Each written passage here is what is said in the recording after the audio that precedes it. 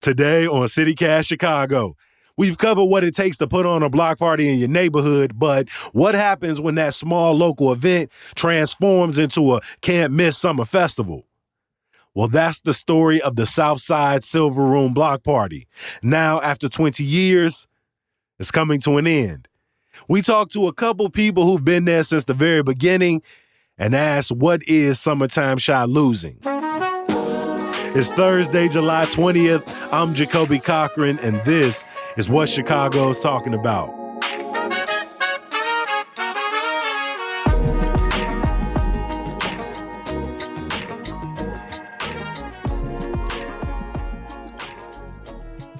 And I'm joined by a contributor with the Tribe, Danielle Sanders. Danielle, welcome to CityCast Chicago. Thank you so much. Thanks for having me.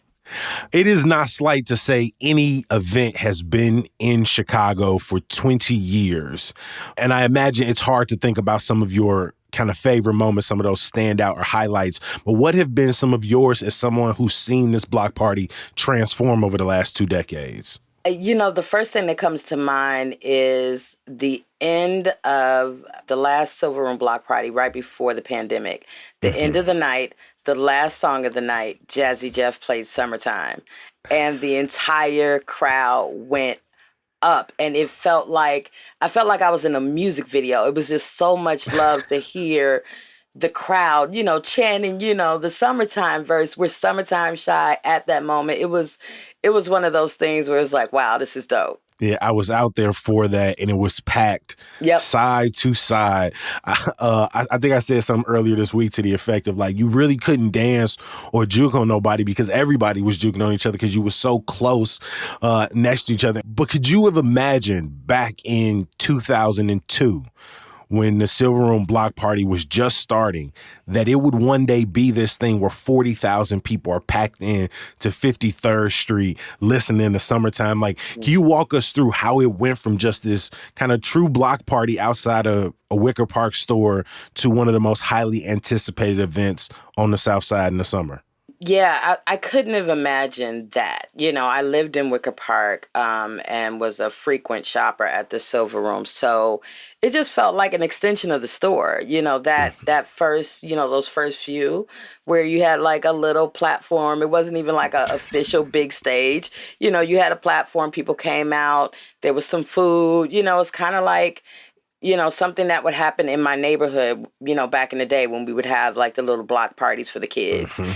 Never would I have imagined it to have turned into literally a sea of people singing and dancing. So to see it grow and evolve the way it has been really amazing. What do you think drove that growth? Word of mouth. In Chicago, especially Black Chicago, everything is word of mouth. And a lot of us were on the South Side or lived on the South Side, but we would still hear about the festival or the block party up north. Like, you need to come out here, it's lit.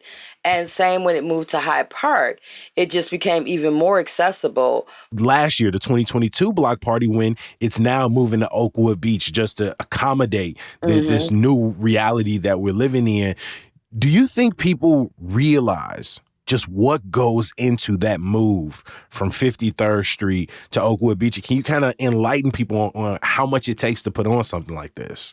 I don't think people realize the logistics of putting, when he kept it in Hyde Park, just the logistics around that were massive. But to move it now to the beach, now you have these crowd control things that you have to do. You have to have fencing. You have to have porta potties. You have to have electricity and water and sanitation for your food vendors so people can eat. You have to have the tents that have to be certain kinds of tents that are wind resistant for vendors. So it's not like, you could just bring your own tent. There's liability issues. So you really going down the checklist right now. Yeah, like all of those things have a cost, and we haven't even made it to stage production, speakers, engineers, and then the talent. So all of those things add up, and then you add insurance and all of the other permits and, the fees they have to pay the city to use that property. That's a lot, to put on an event for 2 days. Eric Williams, the founder of the Silver Room and the Block Party. He's doing a lot of this himself out of pocket. Yeah. I lost probably over $1 million over the last 18 years, literally out of my pocket, just doing this. It just got to a point where I just didn't have the capacity. I mean, that's the larger answer. It's a lot that goes into it, fundraising, artist booking, city permits. It's a lot that goes into this block party that became a festival. And I kind of wanted to keep it a block party. One of the things, Eric is a lifelong entrepreneur with multiple businesses here in the city. And he said, I'm taking resources from my other businesses that are year-round businesses to help fund something that happens in a weekend. And at some point, we had to make it make sense, financially. And for him, he said it just got to a point where it was just very strenuous. So he had actually considered after the pandemic ending the block party and decided to come back. And then, we're here now with the announcement of the last one. So it's sad. What was your reaction when you heard this was going to be the last year of the Silver Room Block Party? I was so sad, but then happy that I have tickets to go to this one. But this is an event that we look forward to every year. Like, this is part of my summertime schedule. And we always kind of joke, like, it's the Summer Fest, it's African Fest, it's Chosen Few, then it's Silver Room. Like, I can't imagine a summer without the Silver Room Block Party. Like that, I don't think it's hit me yet. It'll hit me next year when I don't see the announcement, I want to get back to this question of logistics, right? The name is the Silver Room Block Party, but at what point does a community block party become a huge summer festival, especially with that move to the beach?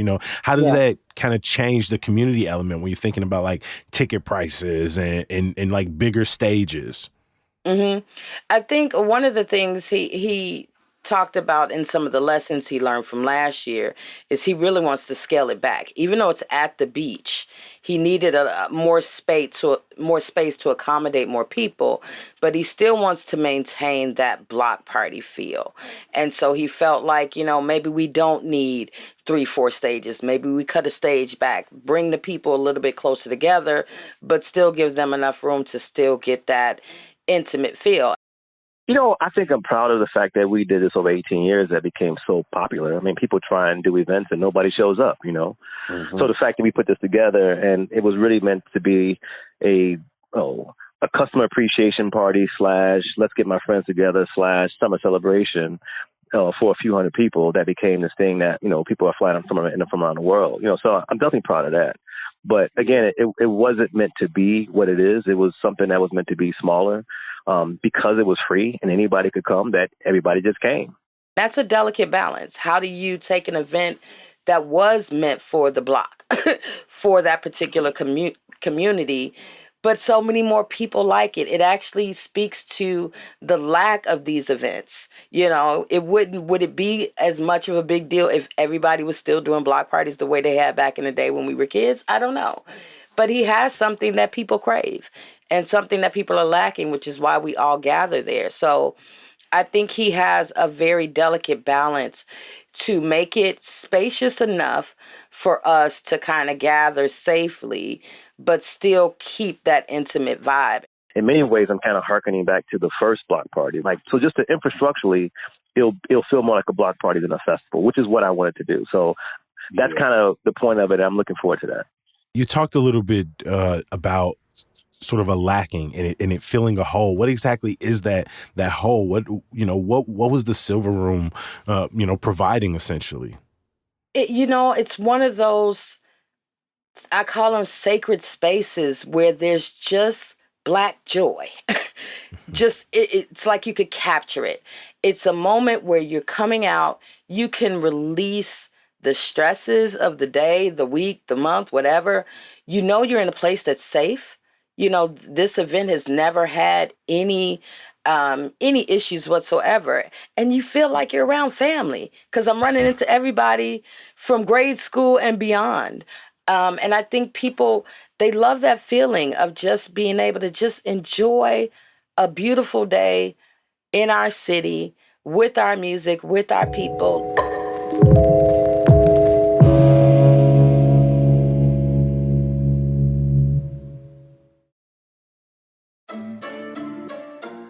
There's no shortage of craft beer in Chicago, but if you're an IPA lover, you have got to check out Revolution Brewing's Hero IPAs. Yes, that's IPAs with an S, I'm talking plural.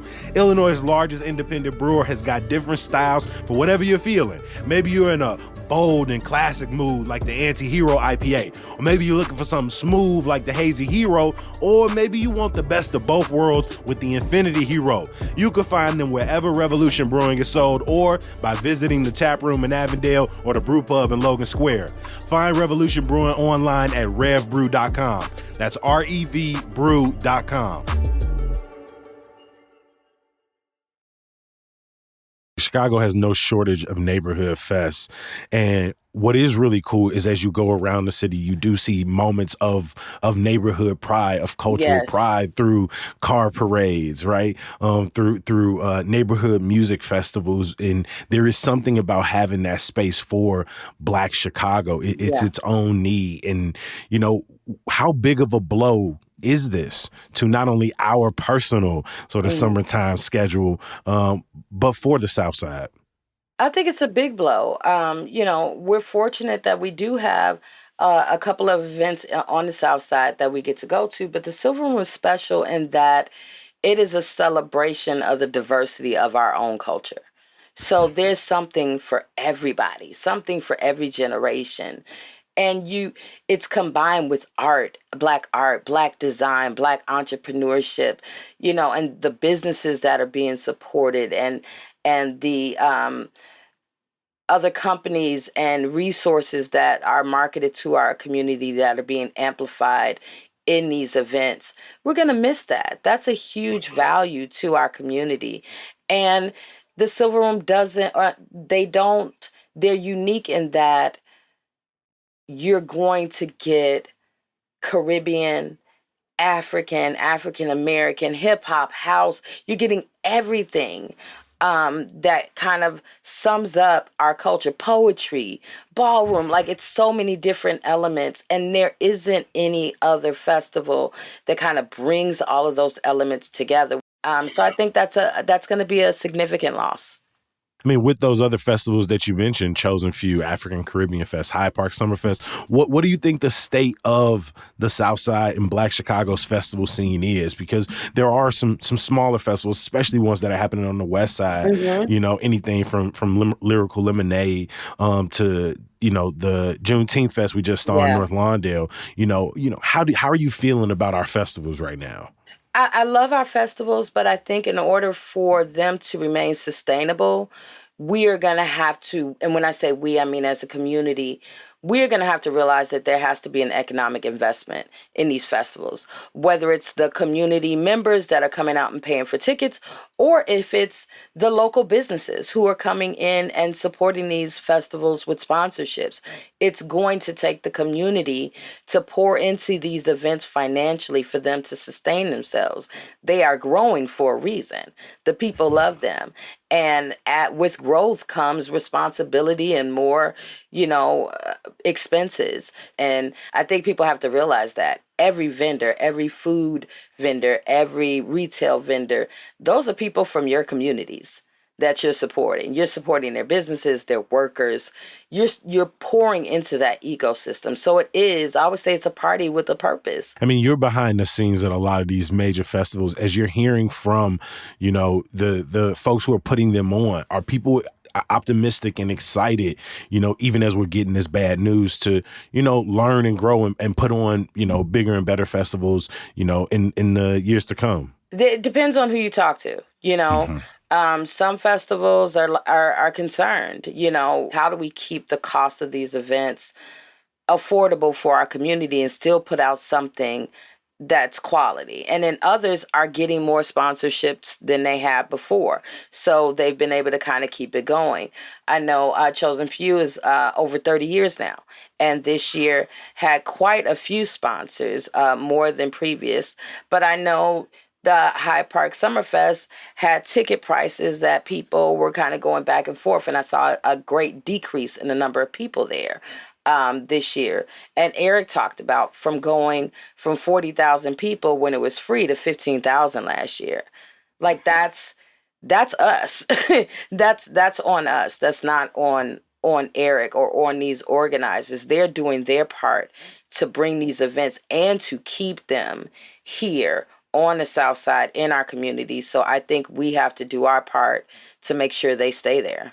Mm-hmm. We definitely want people from the neighborhoods, from the community to be coming to these events. But when you're at a chosen few, are you also seeing the Black Chicagoans who have moved into the South Burbs? Are people commuting, coming back into the city to see these festivals? Oh, for sure. Actually, I host a tent with a girlfriend, and everybody except for myself is from the burbs. They always have hotel deals because people are making weekends out of that. And they do have, pre and post parties and things like that. But you see people who enjoy these events. Same with Silver Room. A friend of mine owns an Airbnb nearby, and it's always booked when it's Silver Room because they know we'll be here both days. We want that experience. We want that feeling, and we want to be around our people and just enjoy summer in Chicago. And I actually think the block party, the location is so dope because you can see that skyline right in the back, and it's just like very poetic, when you're talking about summertime Chi. So I actually love the new location. Right, I'm excited for Freddie Old Soul, Mick Jenkins. My brother Achilles is going to be performing. But Danny, before I let you go, who are a couple of people on the bill that you're looking forward to seeing, or a couple of activations you're excited for?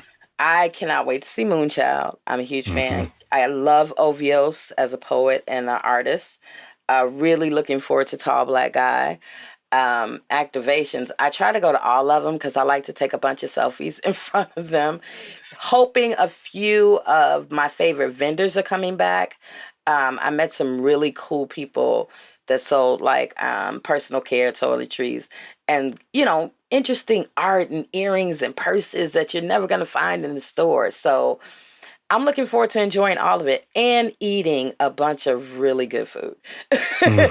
Come on. I love the food. Danielle Sanders is a contributor with The Tribe. Thank you so much for making time for us. Enjoy your vacation, and hopefully I'll see you out at Oakwood Beach on your birthday weekend. It is my birthday, so you will definitely see me out there. Thank you so much for having me.